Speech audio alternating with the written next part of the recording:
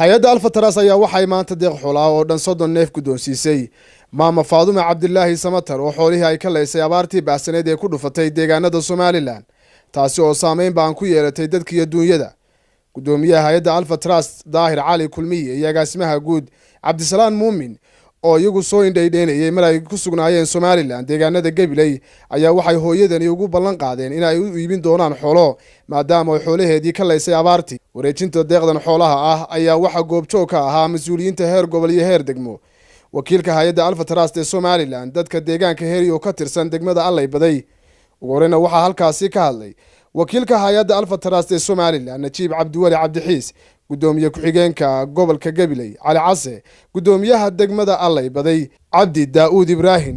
maanta waxaan joognaa tuulada Heriyo oo ka tirsan degmada Allay Baday. goobta hadda aan ku sugannahay waa gurigii hooyadii dhibaataysneed ee xoolaheedii ay ka raaceen abaartii oo maama Faadumo.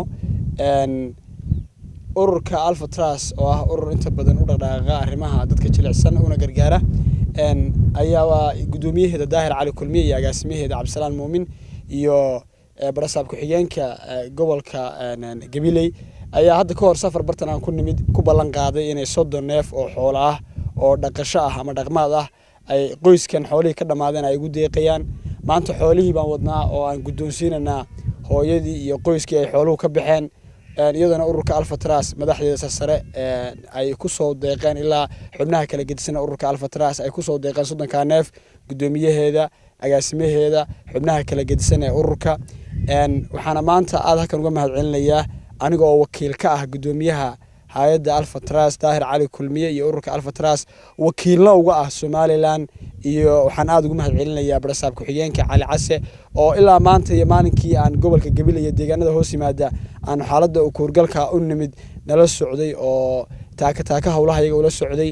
ujeedada maanta meeshan aan isku nimid waxa weeye qoys ka tirsan degmada Allay Baday oo Heriyo degan oo abaarihii ay runtii si xun u yahay wuxuu yeeleen oo marka hay-adda alfatras oo xarunteedu tahay London ay xarunteedu tahay ayaa ugu deeqay in qoyskaas ay u iibiyaan 30 neef oo ariya. waa sabeeno waa riyo yani waa wankii magaranaysaa sumalka oo loogu soo daray. marka alxamdulillah rabbil caalamiin wixii ay haysteen uu ka dhamaaday isla markaana ay ku yeelatay saameyn hooyadii qoyskaasi oo imikayna daba taagan taasi oo walaalaheen hay'adda alfatras oo noogu timid gobolka Gabiley isla markaana ay markaa ballan qaadeen in ay u iibin doonaan 30 neef oo ariya oo dhaqmaada oo cayni qabada ay ballan qaadeen. tiibaynu maanta ballanqaadkii hay'addaas ay ballan qaaday alfatras gudoomiyaheeda Daahir Cali Kulmiye iyo agaasimaha guud Cabdisalaan ballanqaadkoodii ay ka soo dhabeeyeen oo deeqdii xoolaha lagu iibin lahaa ay soo direen.